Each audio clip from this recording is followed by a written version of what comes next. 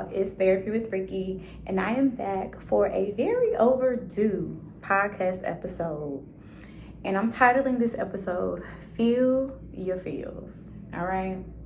Now, your girl has been on a hiatus for the last few months, just dealing with me, right? Taking some time to regroup, to focus on myself, and to really feel my feels. And so I wanted to come through and share this episode, share what I've been having going on, as a way just to relate, as a way to motivate, inspire you all to feel your feels too. All right. So welcome back to my channel. I'm so glad that you all are here, and I'm very grateful to really just have this space with you, create this safe space to talk about real things, y'all. And that is feeling our feelings, okay? Now, I have gone through a lot of transitions this year. 2024 has been a year of transition for me personally. And I don't really think I gave myself a lot of time to actually process and feel, because there were so many things that needed to happen. There was a lot of shifting, a lot of transitional things happening, and I just had to really keep moving to check off all the things. But I'm here, I'm back, I'm ready to share, I'm ready to pour out, I'm ready to do all the things, but I had to take care of myself first. So just a reminder, the healer needs healing too, okay? But thank you all for being here. Thank you all for tuning in. If you are new, welcome, welcome, welcome. Please share, subscribe, have it for somebody that might need it, y'all. We need to process. We need to be able to feel our feelings so that we know what to do with them. And for me, I was experiencing a lot of grief that I didn't realize I was feeling, okay? So I had a few transitions in my personal life when it comes to relationships, specifically moving, transitioning out of one home to a new home, those kind of things. And so your girl was just kind of running in survival mode. I've been kind of in survival mode this year. And it was a lot. It was hard. It was heavy. There are times where I didn't know what was next for me, personally, and also in my business. And so some things happened. A lot of things happened as I was moving and shifting and releasing things that no longer served me. And so I just want to share. I just want to be here to pour out and support and tell you all what I did to navigate my journey so that I can help somebody else navigate their journey. All right. So I just want to talk to you about the power of grieving loss, the power of releasing, letting go of things that no longer serve you, okay? And I want you to understand first and foremost that grief is a normal emotion. You will feel grief anytime we are going through some type of transition or loss, whether that be a career, a relationship, a death, a home, right? Sometimes it's the expectation of what you thought life would be, okay? There are 5 stages of grief. You all can look them up. Grief is not linear, so grief it'll go in waves. So you think about being okay with it one day, being angry one day, being sad, being at peace with it, and then the feelings can do what they do, y'all.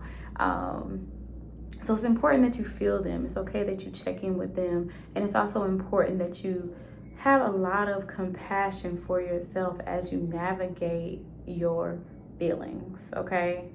And really give yourself time. Give yourself time. I think a lot of people just expect to just get over things. Like, it just does not happen that way. So yeah, give yourself time. And we want to make sure we don't have any toxic positivity. Again, you can't just get over something tomorrow. It does not work that way.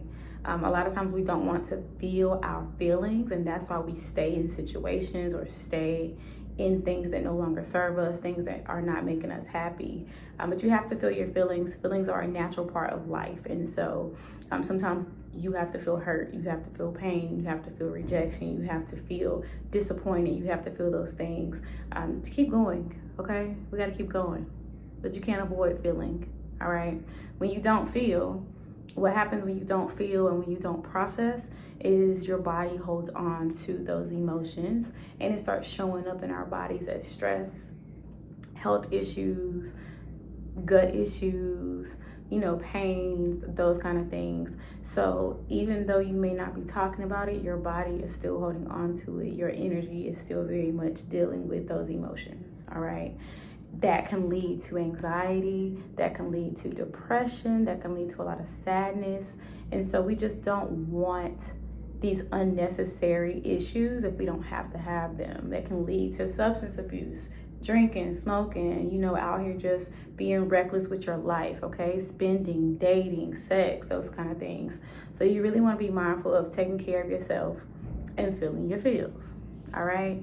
I shared with y'all what I went through. I'm just really working. I think work was my way to just kind of stay busy and not deal with what I was going through. But at some point you got to sit down. Burnout is real. For me, I got burned out. I got to a point where I had to pause everything and regroup. And it has not been pretty. There have been some people that I let down in that process of regrouping, in that process of rebuilding, in that process of pausing certain things, because I could no longer keep them up. And so that probably could have been avoided. That probably could have been dealt with a lot sooner had I paid attention earlier on, okay? But burnout got to me, and once it got to me, your girl had to pause everything, regroup, refocus, and figure out how to come back and share, right? How to come back and continue doing this work. So here we are, we're back. We're gonna keep going. Things that help me navigate my grief: journaling, being able to express myself, being able to acknowledge what I was feeling, whether that was hurt or disappointment or sadness or anxiety or fear. I really had to get that out. Having a therapist has been very helpful for me in my process. I'm always gonna recommend that y'all have a therapist or have a coach or have somebody that you could talk to. My friends have been very supportive of me, even when I isolate, even when I shut down, right? Even when they may not understand everything that's happening in my world. They've always been there as a support for me. I'm very grateful and I love them. So thank you all. They all know who they are. And I've had to allow myself time to feel, right? A lot of us don't have emotion regulation, but I've had to just sometimes sit and say, yeah, I'm anxious. This is what I'm feeling. This is what I'm going through. Let me sit with it. Let me breathe. Let me stretch. Let me cry. Let me just release what's there and what needs to come out. Let me deal with my sadness. Let me deal with my disappointment, right? Breath work. Y'all, breath work has been my saving grace. Breath work is one of the easiest ways to soothe your nervous system. So inhaling and exhaling 5 to 10 times will save your life. Just being able to inhale and release any stagnant energy, any stagnant air that no longer serves you. Yoga, of course, I do yoga. I never stopped doing my yoga. I never stopped stretching, releasing any tightness, any emotions, any trauma in my body that needed to come out, right? It's almost like once I transitioned, my body started dealing with everything that was just kind of stored there, right? So it had to come out. So different somatic exercises, body exercises, moving, just being able to create flow inside my body and get comfortable inside my body again has been very helpful. Making sure I drink water, making sure I stay hydrated. Sometimes there will be times, I know for me personally, dealing with my own grief and sadness, I didn't have an appetite. And so, but keeping it light, whether it's fruit, salads, yogurt, smoothies, like that kind of thing, like keeping it light, but making sure I had something to try and eat, right? Try to keep my energy going.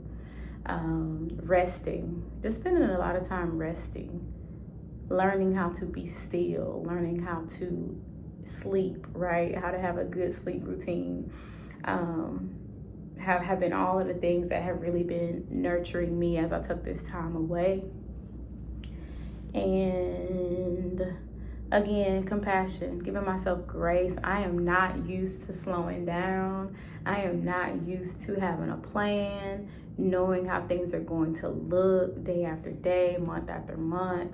I'm very much an executor. I very much do what I say I'm going to do. But there were times where I couldn't. There were times where I haven't been able to. And so I had to deal with a lot of grief, a lot of disappointment, a lot of sadness, as I was not able to deliver in the same ways that I'm used to delivering, okay? But not giving up. I couldn't give up. I couldn't stay stuck in that place because it's temporary. Emotions change. You move through emotions. You move through sadness. You have to go through it to get out of it, right? And so I just had to remind myself every day to keep going, to be positive, to speak positive, to not look at myself as a failure, to not look at myself as a disappointment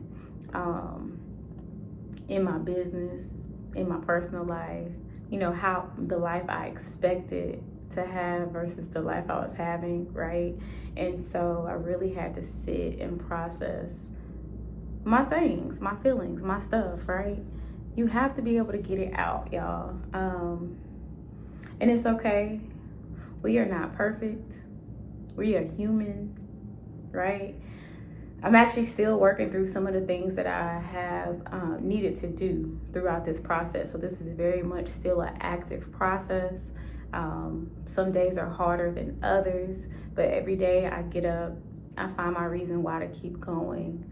And I just look forward to the moment where, things will be better, things will be different, things will continue to evolve. So I hope this helps.